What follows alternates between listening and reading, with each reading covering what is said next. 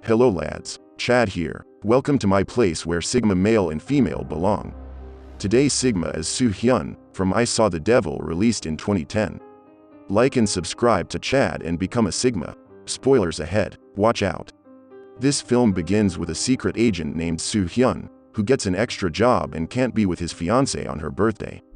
Meanwhile, his fiancée, Joo-yeon, who has visited the orphanage and on her way to go home. When she drives her car in the middle of snowfall, her car got a flat tire. While waiting for the towing car comes, a man comes and says he wants to help her. Joo-yeon calls his fiancé and his fiancé asks her to wait the towing car. That man is finally going back to his car. She's shocked when that man appears again and breaking her car windshield and trying to get in. Tragically, that man is swinging his hammer, hitting her head until she's fainted. He brings Joo-yeon to his house. She's begging for him to don't kill her because she is pregnant. He won't listen and started to kill her. One moment, there's a kid who found the Joo-yeon's body. And a massive search begins to start. One of the police officers has finally found Joo-yeon's head. Joo-yeon's father, Chief Jang, who is a former criminal detective, goes to the crowd and shocked to see her daughter's head found. Soo-hyeon comes and goes straight to the crowd where Joo-yeon's head was found. When he walks into the crowd and accidentally, he sees his fiancé's head on the front of him. His eyes filled with tears and he just can't believe what happened. In the morning, the family is attending a funeral for Joo-yeon. After the tragic thing happened, Soo-hyeon conducted his investigation alone because the police couldn't find the man. There are several posters of men he suspected. He goes to the first suspect, beats him up and strangles his neck with a cable until he's helpless and begging to stop. After that, he begins to tie him up and interrogating him. When he shows her fiancé's car's picture to him, he doesn't know about it at all. But Soo-hyeon didn't believe him and starts hit his dick hard. First interrogation of the first suspect is totally wrong. He's not the killer. Next step, he begins to follow the second suspects and he bumps into him by car and beat him up. The second suspect is also wrong. He's not the killer. With a fiery heart, he begins to start for the third suspect. The story continues with a girl who is waiting for the bus in the night. And then, there is a small yellow bus turned around toward to that girl. Turns out, that driver is the Joo-yeon's killer. He offers a ride to that girl by saying to her that there will be no bus passes anymore. The girl refuses his offer at first, but she's finally agreed to take a ride with him. While driving, he stops the bus, takes a pipe and hits that girl until she's fainted. The killer brings the girl to his house and cutting her head with an iron cutter.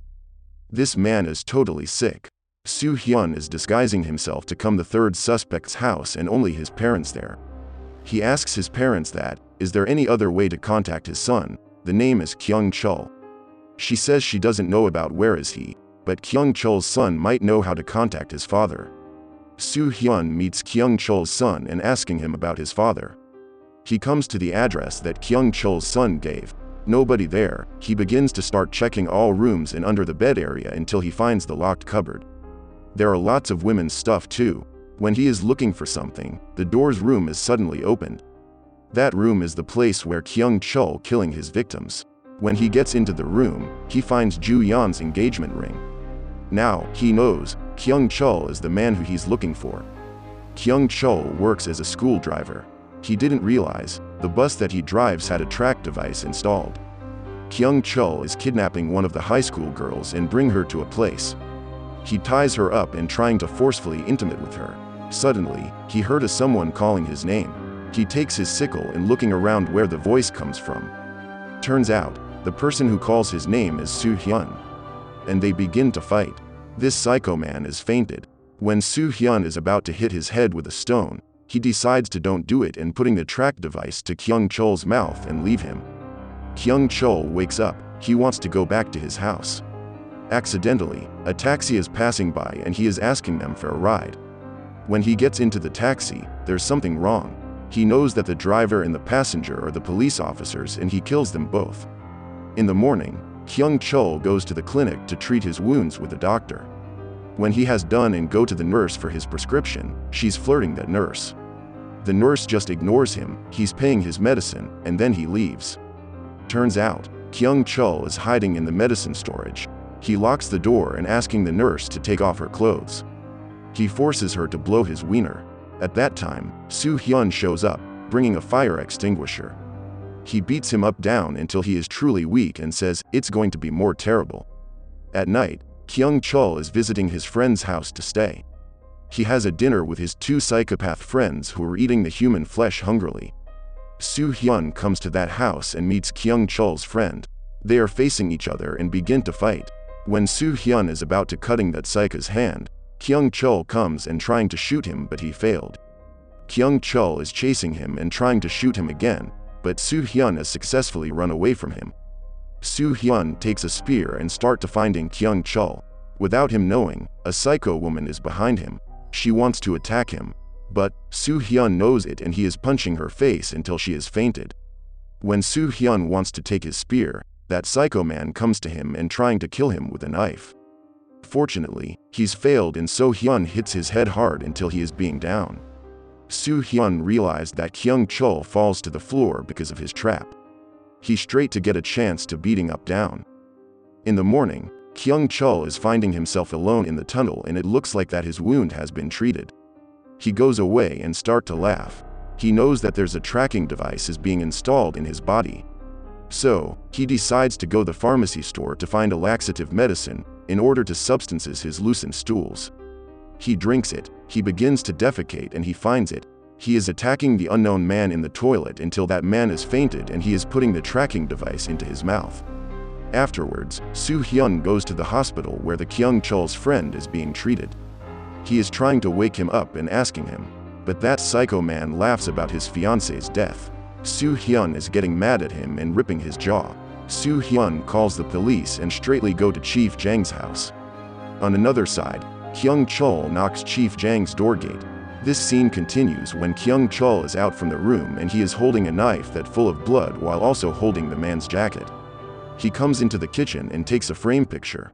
Chief Jang is lying down on the floor with a full of blood. He begins to hit him again and again until that old man is being fainted. A few moments later, Ju-yeon's sister, Se-yeon, comes to the house. She is looking around to find his dad, but she can't find him. Meanwhile, Kyung-chul is hiding. Not for a long time he is trying to attack her. Soo-hyeon has finally arrived, despite the fact that he is totally late to come. He sees his father-in-law with a full of blood around his body. He can't contain this anymore, he needs to do a vengeance. The police chief gives his phone to Soo-hyeon because he gets the call from Kyung-chul. Kyung-chul tells him where Se-yeon is. Se-yeon's body is bruised and being covered by blanket.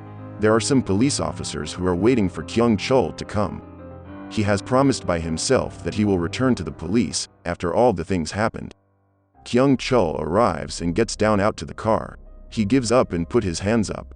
When the police officers want to catch him up, suddenly, Se-hyun appears and he starts to force and put him to get into his car and run away. Soo-hyeon brings him to the room where he killed his victims. He ties him up and punching his eyes. Kyung-chul is begging to kill him, but he refuses because he wants him to feel the pain first, then he will kill him. Soo-hyeon begins to plug in the heavy iron cutter to the door. So, when somebody is pulling the door from the outside, the cutter will fall and straightly to cut Kyung-chul's head. At that moment, that big cutter is falling off, and cutting Kyung-chul's head right there in the front of his family.